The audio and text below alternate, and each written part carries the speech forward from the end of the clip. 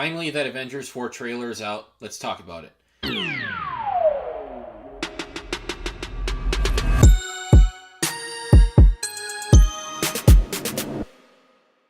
So, first off, I really like how the trailer opens, starting with the helmet, and Tony is making a recording to hopefully for Pepper to see one day because, he's like, I'm running out of oxygen. I'm already out of food and water, so there's only so much more he can do, and he's probably not going to make it unless something crazy happens in the next, probably like couple of days.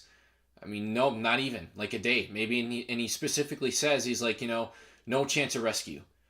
So obviously, we know he's going to get out of this, but I think this is a really good way to start off the trailer because it sets the tone for the movie. And also, a lot of people are saying, why did Nebula leave Tony? Why did she leave him alone on the ship? And I'm thinking, why are you assuming that? Why are we assuming that Nebula is not on the ship with them? Because just because she's not in the video where he's talking to the helmet doesn't mean she's not on the ship. I mean, it's a decent sized ship. She could be elsewhere on the ship. So I don't understand why everyone's saying that because the impression I got was that she's still on the ship with them because we see later in the trailer that she's looks like she's on a ship and it looks like that ship. So yeah, I think they're there together and they're basically well, I don't know if necessarily she is dying like he is because she's not human and she's got all those robotic parts or whatever. But yeah, great way to start out the trailer. So we get that, and then we see the big Thanos scarecrow, which a lot of people know what this is. I don't. Like I said, I don't read comics. I just follow the MCU, and I really like the MCU, and I really like comic book movies. So I don't know what this is, but it looked really cool. As soon as I saw it, I'm like, whoa, what's that? And you see Thanos, walking, dragging his hand in the corn or whatever, and he's Farmer Thanos. He's finished his job, he's completed his mission, and now he gets to just settle down and do what he wants and relax because there's nothing more for him to do until I'm assuming the Avengers try to confront him or try to fix the things that he did, and then he's going to have to intervene. Anyway, so yeah, Thanos is retired or whatever. Everyone is on Earth is deeply depressed. It seems like, I mean, Cap is crying because he lost, Bucky and Sam and a bunch of other people. I mean, those were his two closest. But yeah, it's and you got Thor, who you can tell he's really distraught because he is the one who ultimately he made the mistake of he messed everything up. He made the mistake of not going for the head, and if he did, none of this would have happened. Everyone would, most of the people that, or yes, all the snap victims would still be alive. So he really blames himself for this, for not going for the head and for, trying to rub in his victory. And it ultimately cost a lot of lives. So yeah, he's really feeling that. You can tell by the look in his face, and it's just a 1 second glance. Aside from Tony, Cap, and Natasha, who we see quite a bit of, we only get glances. We get a glance of Thor. We get a glance of Banner because he's looking at all the people who are either missing or got dusted, and so you see a picture of Paul Rudd. You see Ant-Man up there because to them he's missing. They don't know that he's in the quantum realm. They don't know he's getting out. They just think he's gone. They don't know where he is, and we see a picture of Shuri on there, which is surprising to a lot of people because we thought that Shuri survived the snap. I certainly did because we didn't see her get dusted. So most of us assumed she was still alive and in the meantime would maybe take over the mantle of Black Panther. So I guess that's going to have to be M'Baku now, I'm guessing. Which is fine. I think M'Baku's awesome. I really like him. He's not in this trailer at all. Neither is Rocket. Neither is Rhodey. I mean, it's really just the main six, Nebula and Thanos. That's literally it.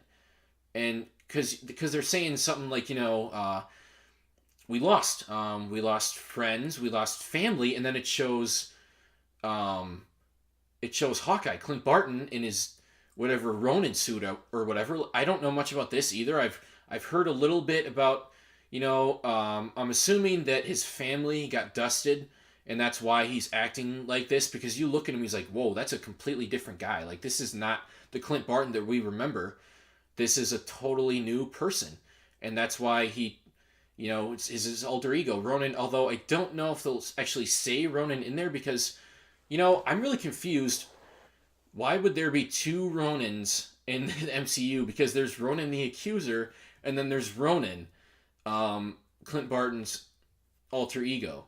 So I doubt they'll actually say that. I mean, a couple people have brought this up, like John Campea have said, like, they won't use those weird other names because they didn't use Nomad for Cap in Infinity War when had the beard and was all scruffy and stuff. So they're probably not going to actually call him Ronan.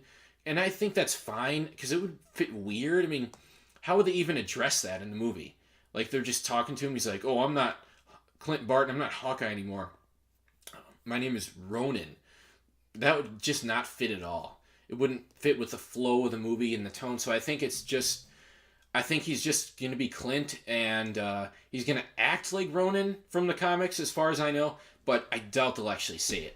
But yeah, he looks really cool, and he looks badass, and looks like he's on a mission. So yeah, he wasn't in Infinity War. Hopefully, this makes up for it. Looks like he could be a really cool character here, and looks like he could be on a really interesting mission and have a nice arc. Because, like I said, I have to assume here that his entire family, or definitely some of them, got dusted, but I'm assuming all of them. Because why would he start doing this weird assassin thing if any of them were still around? He wouldn't. So I'm assuming that that they're all gone. So that's why he's doing this. Um, he has a haircut and everything. It's just, yeah, I mean, complete changing character, and I'm all for it. I mean, this is a really cool thing. So, and then we get Nebula, or no, let me backtrack. They say, we lost friends, family, lost a piece of ourself, and was Nebula before or after Hawkeye? I'm not sure. Either way, we see her. This is the scene I was talking about where she's on the ship, and she's touching something, which most people assume is Gamora's jacket. I mean, that's what it looks like to me. So I'm gonna assume that's what it is, because Gamora died and she misses her. So yeah, and then we get to the awesome. Then we get to that really cool scene where Steve is with Natasha and they're going somewhere. I assume it has something to do with the quantum realm. They don't specifically say it, obviously, but she's like, do you think this is gonna work? No, no, no, no. Sorry, she says this is going to work, and then he says, I know, because if it doesn't, I don't know what I'm going to do. And it looks at a picture of Peggy Carter, and I'm not 100% sure what this means. Maybe does it mean he's going to die? Does it mean he's going to go back in time and be with her, which would be really cool, which is one thing I've heard. I actually heard that from E-Man's movie reviews. So that would be cool if he did that. Yeah, I don't know. I don't know what exactly that means. Maybe he thinks he's going to die. Maybe he does end up dying. But it's a really cool moment, and that's a really cool line too that he says, where he's like, I know it will, because I don't know what I do if it doesn't. So they're on this crazy mission, whatever it is. I'm assuming Scott Lang has something to do with it. And speaking of Scott Lang, he shows up after the reveal of the title, and the title is Endgame. Some people, there was a rumor going around that they wouldn't actually release the title, that they would just release a trailer and call it Avengers 4, which I thought was kind of odd. I didn't really buy that. I'm like, if they're going to release a trailer, they're going to release a title, and that's exactly what they did.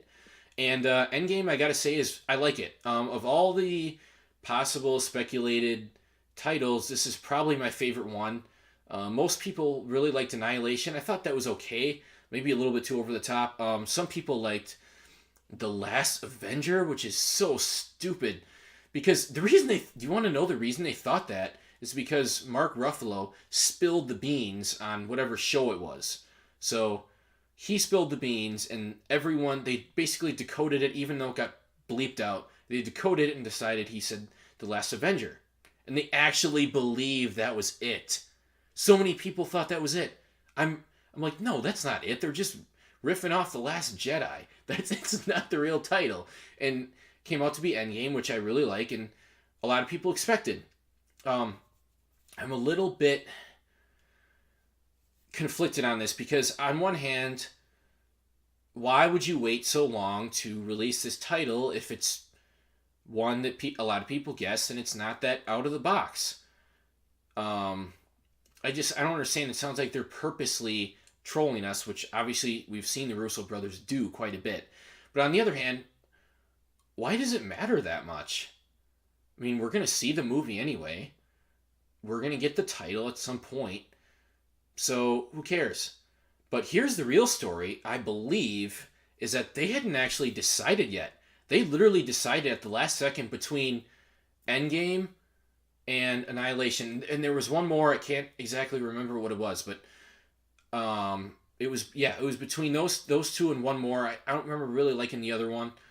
But yeah, Endgame was my favorite of those because Doctor Strange says it in Infinity War. He's like, we're in the Endgame now. So I think it works perfectly. And I guess it was actually said in Age of Ultron as well by Tony. So it's kind of been foreshadowed throughout the series.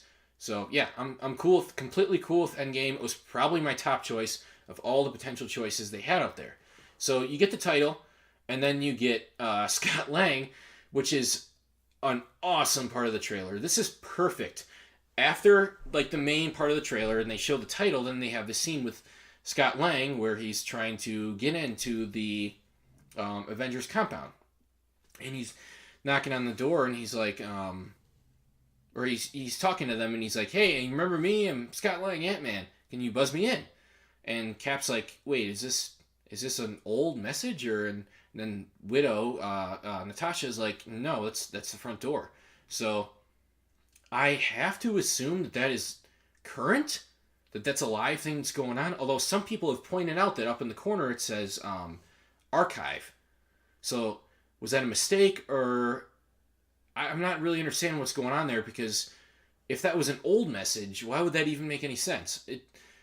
It's got to be current, right? Because Scott helps them get to the quantum realm is a big thing that people assume are going to happen, and it could very well not. Again, we don't know much, and this trailer does not show much. It is very much a teaser, and that's perfectly fine. I think this trailer is basically perfect at this point. We don't need more than this. We're all going to see this movie. We're all really excited. We just needed something. We needed the title, and we need a little bit of a tease just to get us a little bit pumped for it and wanting more, which is exactly what they did, and they did it perfectly.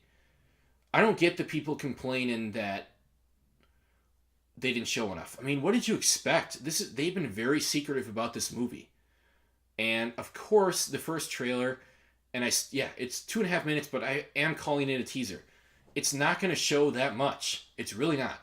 So I don't know what people are complaining about. And the next one will show maybe a little bit more, but it won't show that much either. And I really hope it doesn't, because I'm probably going to end up watching it. As much as I'd like to just go into the movie from just this trailer, that's probably not what's going to happen. If they come out with another one, I'm going to want to watch it, because that always ends up happening. I've heard people complain that Infinity War showed too much in trailers, and they're worried it's going to happen with this one, with the second trailer. No, I don't believe that at all. What did Infinity War show in the trailers that was spoilery? Basically nothing. We had no idea going in. I mean, people had completely wrong predictions literally up until the day the movie came out. Trust me, these guys know what they're doing with their marketing. They really do. So if they come out with another trailer, I'm sure it'll be fine to watch. That's all I'm saying. I'm sure it will, and they'll have little TV spots too, but they're, like I said, they've been really secretive about this, so I doubt they're going to give away really hardly anything about this movie. I hope they, though, in the next trailer that they show the other survivors. Rocket, M'Baku, Okoye, Rhodey. Is that it? Yeah, aside from the original Avengers, because they showed Nebula in this one. So that's really all I ask. And I hope they bring back like Valkyrie. That'd be awesome. And Korg, because I think survived. Well, they survived Thanos' attack. I don't know if they survived the snap necessarily. But yeah, so guys, I'm really excited for this movie. This certainly helped. This is exactly what I wanted with a first teaser trailer. Uh, can't complain one bit. And another thing, real quick, about the ending of a trailer is people will say, oh, why are they giving away that Scott got out of the quantum realm? Come on. We knew Scott was going to get out of the quantum realm. We knew he was going to be in this movie. Let's not do that, okay? It's ridiculous. We knew that's exactly what was going to happen.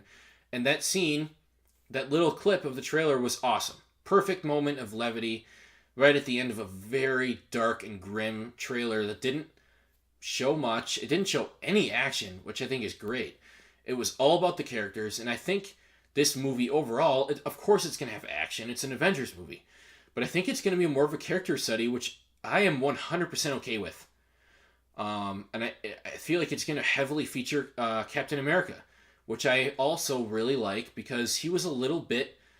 he didn't have a ton to do in Infinity War. So I think this is perfect. That it's a little more focused now with a lot less characters, and they can really finish off a lot of people's character arcs exactly the way they want to, and I'm looking forward to that. So yeah, really like this trailer. Gave us just a tiny bit, just enough to pump us up and get us ready for whatever's coming next, the next trailer, and get us excited for the movie, which we were going to see anyway. And it gave us a title, finally, and I really like the title. So yeah, there are my thoughts on the Avengers 4 trailer. Guys, I got some really fun stuff coming up. Getting towards the end of the year here, I'm going to do a best of the year. I don't think I'm going to do a least favorite because I just haven't seen enough movies this year. I didn't start this channel until October. So what I'm probably going to do is a top 10 best, 5 most disappointing, and top 10 anticipated for next year. That's probably what I'm going to do. And again, I've been teasing this. There's a couple movies that I want to review, but I'm going to have to get them done quickly in time for something. So I'm going to try really hard to do that. So yeah, stick around. Really cool stuff coming. If you like this video, make sure to hit the thumbs up button. And if you'd like to subscribe, go ahead and hit that. Make sure to hit that notification bell, so whenever I post, you get notified of it, so you don't miss my next review. See you next time.